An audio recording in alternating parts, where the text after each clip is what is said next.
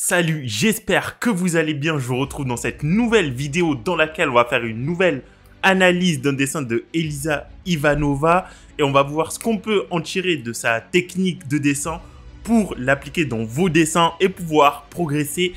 On perd pas trop de temps, on commence. C'est parti. Donc la vidéo a fait 39 minutes, du coup je vais quand même avancer comme ça, vous voyez. Pour pouvoir avancer un peu plus vite et vous donner son analyse, enfin mon analyse pour que vous puissiez l'appliquer. Parce qu'on va pas faire une analyse de 39 minutes, c'est pas possible. En tout cas, voilà, je laisse. J'avance un peu. Alors, de tout ce qu'on a vu, c'est la première que je vois utiliser cette technique de toutes les analyses qu'on a pu faire jusqu'aujourd'hui. Ce qui est bien, c'est ça va me permettre de donner d'autres éléments de dessin. Alors elle, c'est une personne qui a la capacité de pouvoir d'avoir une vision assez claire de son personnage dans l'espace de la feuille.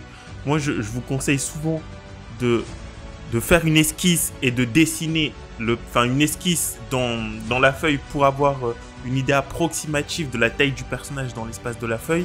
Mais il y a une bonne façon aussi, une très bonne façon pour les personnes qui ont une maîtrise assez avancée du dessin, c'est de dessiner directement le personnage sans construction. Ça veut dire que pour ça, il faut vraiment réussir à visualiser le personnage dans l'espace de la feuille, ok, poser les bons éléments aux bonnes proportions directement sur la feuille. C'est la raison pour laquelle elle n'a rien construit et qu'elle dessine la tête avec les éléments du visage, donc nez, yeux, bouche, directement. Évidemment, elle fait des erreurs, donc elle les corrige. Il y a des personnes qui dessinent directement au stylo et qui, du coup, ne font aucune correction. Elle dessine au critérium, ce qui veut dire qu'elle sait qu'elle va faire des erreurs, puisque je vous le rappelle, le dessin est une somme de lignes fausses qu'on recorrige à chaque fois. Et je pense qu'on fera un live aussi sur ce sujet-là, dans lequel je dessinerai directement. Ok, sans construction. Ou disons avec le moins de construction possible, parce que c'est une habitude chez moi de construire tout ce que je fais.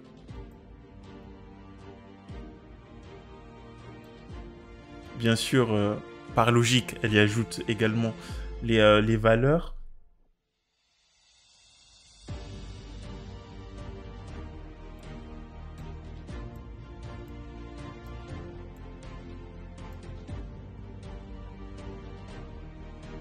Ouais, alors elle, normalement, vous savez, je recommande aussi souvent de partir de haut en bas, donc commencer par la tête et redescendre.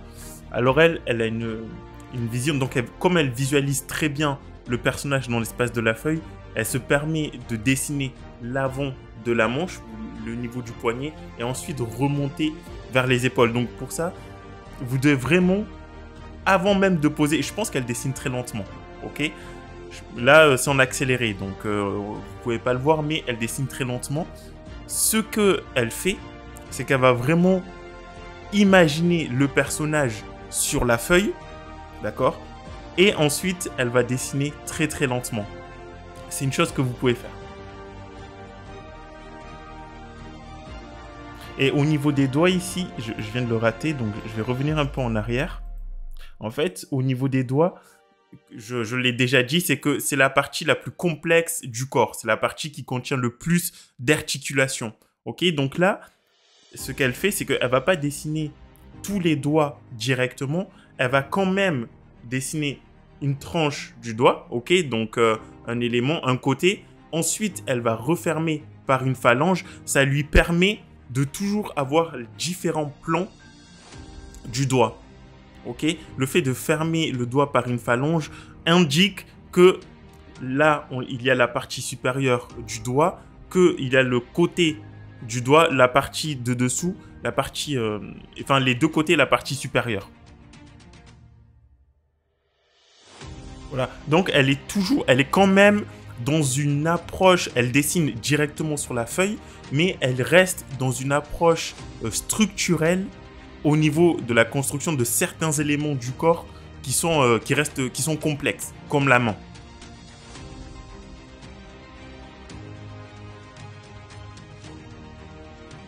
Ok, donc certes, elle visualise très bien le personnage dans l'espace de la feuille, mais dans sa tête, elle n'oublie pas quand même qu'il y a une certaine structure et que cette structure-là, il faut la respecter. Ça donne vraiment envie de faire un live sur ce sujet-là.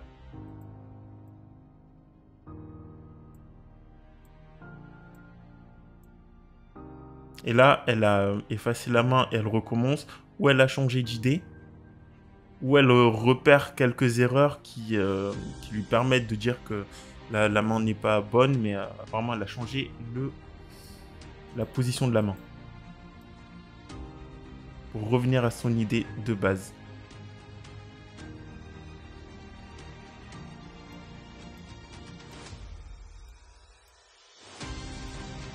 Il y a autre chose qu'elle fait, et je remarque qu'en fait, toutes ces lignes ne sont pas forcément courbes. Il y a des lignes courbes, mais à côté de chaque ligne, il y a une seconde ligne. Ça, c'est un travail de dynamisme. Ça lui permet, en fait, au lieu d'avoir un seul trait, le fait d'en faire plusieurs l'un à côté de l'autre, d'avoir une espèce d'effet graphique qui va apporter une approche un peu plus dynamique, comme je viens de le dire, et un effet plus vivant à notre personnage.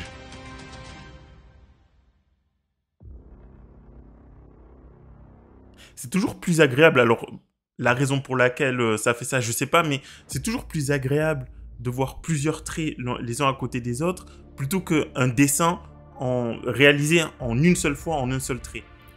Ça apporte davantage de dynamisme. Et on voit très bien que dans sa maîtrise du dessin, elle sait où placer les traits et certains traits qu'on peut omettre. D'accord ? Elle a placé certains plis sur le vêtement qui lui permettent d'indiquer que le vêtement est plié, alors que dans d'autres endroits, c'est beaucoup moins suggéré. Et ce qui fait que sur vos dessins, vous allez pouvoir suggérer certains endroits sur le pli de vos vêtements en observant bien le dessin, et d'autres endroits que vous laissez un peu plus esquisser de manière à ce qu'on comprenne réellement eh bien, le mouvement du drapé.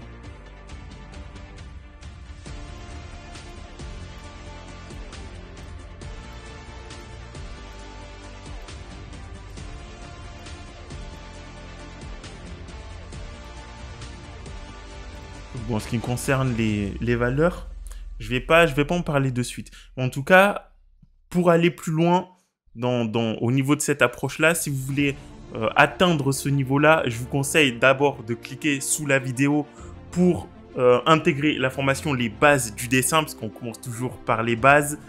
Formation très complète, en fait, dans chacune de mes formations, je reviens sur les bases. Eh bien, j'ai réuni les premiers modules de ces formations que j'ai rassemblé dans une seule, dans laquelle je vous apprends les bases du dessin, les bases de la perspective, les bases du portrait, les bases également des bonus avec les corrections des dessins. Donc cliquez sur le lien qui est juste en dessous de la vidéo pour accéder à cette formation-là. Et vous aurez aussi droit aux autres bonus qui sont accès au groupe WhatsApp dans lequel vous allez partager vos dessins et je vous fais des corrections de vos dessins. Et on fait également des zooms dans lesquels j'entre plus en détail sur vos erreurs et vous montrer comment vous pouvez progresser pour enfin atteindre le niveau que vous souhaitez. Voilà, ça se passe juste sous la vidéo, sur le lien, cliquez dessus et on se retrouvera de l'autre côté. Maintenant, elle ajoute les valeurs, mais pour ça, on le verra dans une prochaine vidéo. Là, je me concentre uniquement sur son dessin au trait et voilà, elle est surtout dans le dynamisme. Ce que j'aime bien, c'est qu'en fait, elle s'est bien placée. Et ça, vous le voyez, elle s'est placée les traits qui vont donner les informations les plus importantes du dessin. Les traits des manches, les traits des mains, le positionnement des mains, la fermeture des yeux. Donc les yeux sont entrouverts, ce qui va indiquer qu'elle regarde vers le bas puisqu'elle est en train de coudre.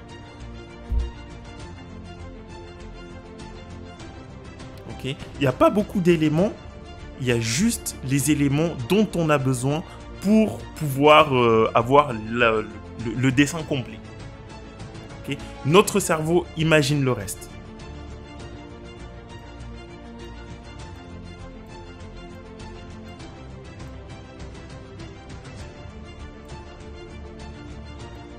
Et bien sûr, une fois qu'elle a construit son personnage, elle peut ajouter autant d'éléments qu'elle veut. Pour ajouter les éléments, une chose que j'ai apprise, que j'ai remarqué au fur et à mesure du temps, c'est que vous n'avez pas besoin de réfléchir réellement à ce que vous allez mettre dans le dessin. Placez des éléments au hasard et les idées vont venir après. N'essayez pas de réfléchir ou de vous faire une liste d'éléments que vous pourriez ajouter dans votre concept. Non, juste dessiner, placer un élément, vous ne savez pas à quoi ça ressemble, c'est pas grave, vous ne savez pas ce que c'est. Eh bien, en avançant dans le dessin, vous allez avoir des idées plus précises et vous allez vous dire, tiens, ça, finalement, ce sera tel objet. Je vais y ajouter un ou deux éléments supplémentaires pour indiquer, donner l'information que c'est un objet, c'est tel objet, quoi. Ça peut être une gourde ou tout ce que vous voulez.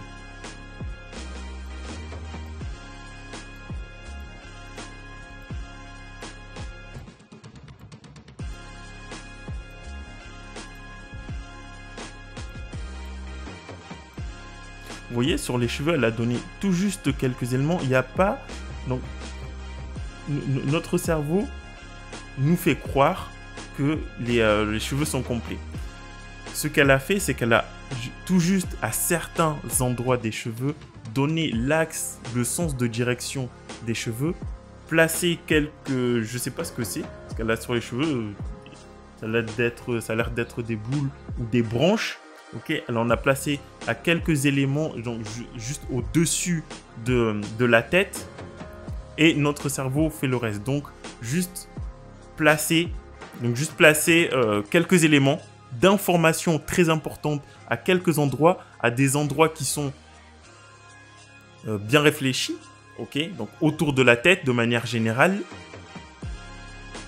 Et notre cerveau va nous faire croire que c'est la même chose sur l'ensemble de la masse chevelue.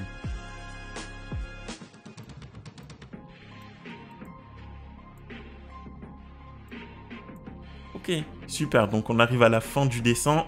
J'espère que cette analyse vous aura plu. Moi, je vous retrouve la prochaine fois.